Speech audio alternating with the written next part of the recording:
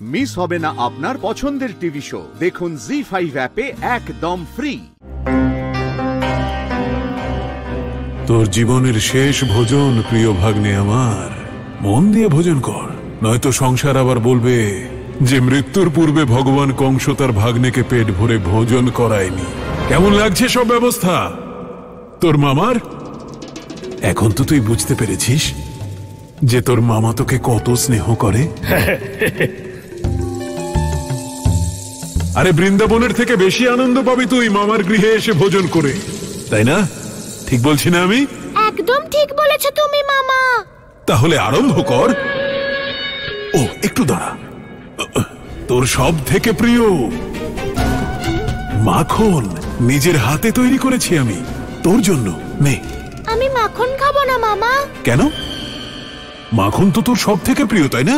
মামা, বৃন্দাবন ছেড়ে এসেছি, মাখনও ছেড়ে এসেছি। কেন, বৃন্দাবন আর মথুরার মাখনে কি কোনো পার্থক্য আছে? কারণ এই মাখন আমার মায়ের হাতের বানানো নয়, আর আমি কেবল আমার মায়ের হাতের বানানো মাখন খাই। কারণ যেই স্বাদ মায়ের বানানো মাখনে থাকে সেটা আর অন্য কারোর বানানো মাখনে থাকে না। কিন্তু মাখন ছাড়া তুই ভোজন করবি কি করে?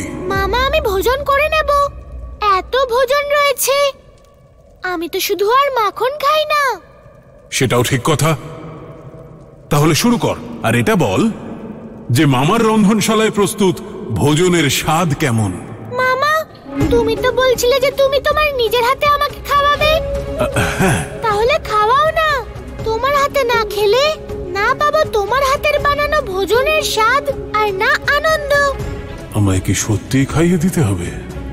একটা সত্যি কথা বলবো মামা, আমি না নিজের হাতে খেতে পারি না।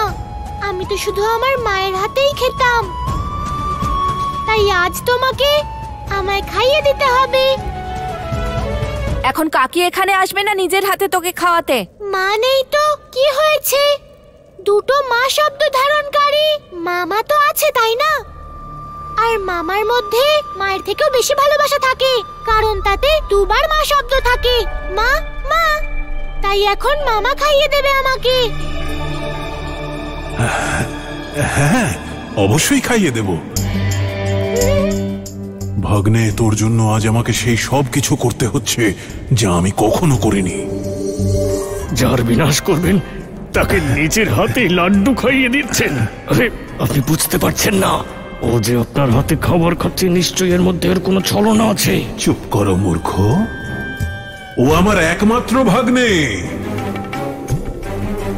আর সব থেকে প্রিয়। নিজের হাতে খাওয়াবো আমি ওকে লাড্ডু। মামা, তোমার হাতে খাওয়ার আনন্দটাই আলাদা।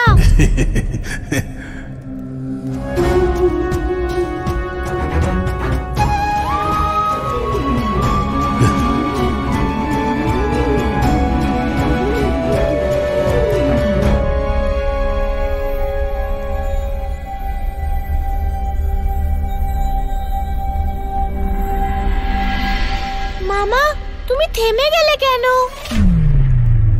খাওয়াচ্ছ না কেন? জি5 ডাউনলোড করুন আর সব এপিসোড দেখুন একদম ফ্রি।